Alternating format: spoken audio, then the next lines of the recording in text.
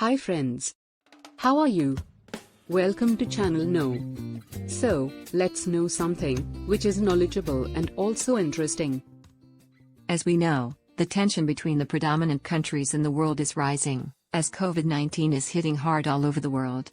World's markets and businesses are collapsing, importing and exporting are halted, the economy is declined, countries are facing their worst financial problems, are failing to protect their people's lives, asking each other for various supports, like medical staff, equipment, medicine, safely transporting each other people from their countries.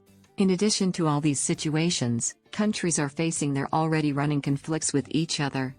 So due to all these conditions, nowadays everybody in this world is thinking about the occurrence of World War III. So, we are looking at the major countries that could possibly be part of the unwanted World War III. Starting from the USA and China, the world's two superpowers. Due to its origin of the coronavirus, it is believed that the whole world is turned against China, resulting in banning the Chinese products and not to make investments in their companies. And the China will definitely not like that scenario to happen.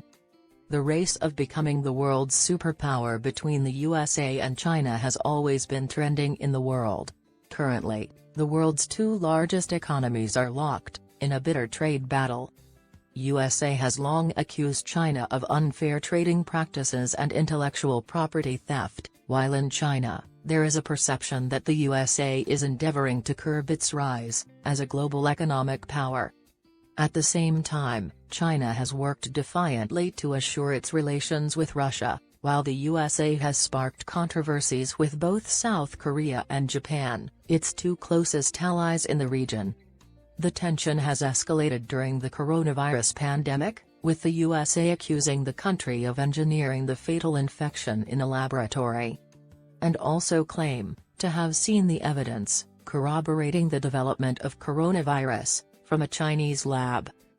Next two countries are Russia and the USA. Russia remains the primary threat to American interests in Europe, and is the most pressing threat to the United States. Russia's resources are modernizing its military, developing high-tech weapons, with which it seeks to secure an advantage over the U.S. military. The United States' relationship with Russia is today the worst that it has been since 1985. Moscow's interference in the 2016 U.S. presidential election, and what appears to be its continuing attempts to affect the 2020 election campaign, have made Russia a toxic domestic issue. Its launch of an ongoing war in southeastern Ukraine, plus its support for Syria and Venezuela, has raised tensions with the United States. Also, Russia has been allied with China for a long time. As the world's two nuclear superpowers, Russia and the United States are very critical countries to deal. United States and North Korea. For years, the United States and the international community have tried to negotiate an end to North Korea's nuclear missile development and its export of ballistic missile technology. The United States has been drafting various sanctions in response to the proliferation challenges posed by North Korea. The United States also engaged in two major diplomatic initiatives to have North Korea abandon its nuclear weapons efforts, in return for aid. In response to all of these, Korea said the nuclear program is entirely attributable to United States threats and sanctions. And this tensions, at the heart of the US and North Korea relationship, could result in combative action. Today, in President Trump's administration, the United States proposed a deal with North Korea, which could improve its electoral prospects. But North Korea has little to no interest in Mr. Trump's offering. And because of this, sanctions over North Korea have also tightened more by the USA. As a result, North Korea has vowed to retaliate and make the US pay a price for drafting fresh UN sanctions over its banned nuclear weapons program. Talking of USA's allegations on China for the spread of the COVID-19, North Korea is supporting China, as China is an ally of North Korea along with Russia. And this is making the situation also more terrible for the UN to handle. The last one is India and China.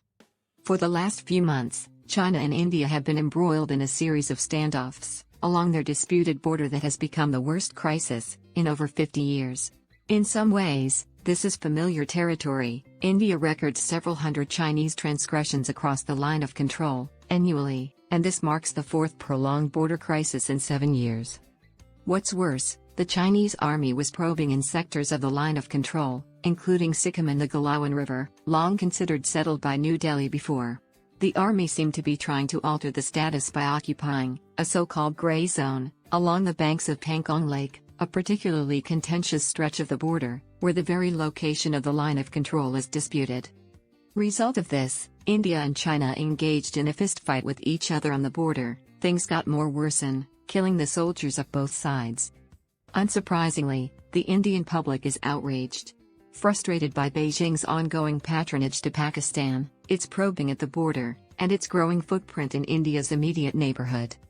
As a result, India has also grown, increasingly desirous of a stronger partnership with the United States as its ally against China. Within days of the fighting, the Indian press reported India will bar Chinese companies and their products and services. Just like the other countries, the Indian public also started hating and blaming China over the spread of the coronavirus.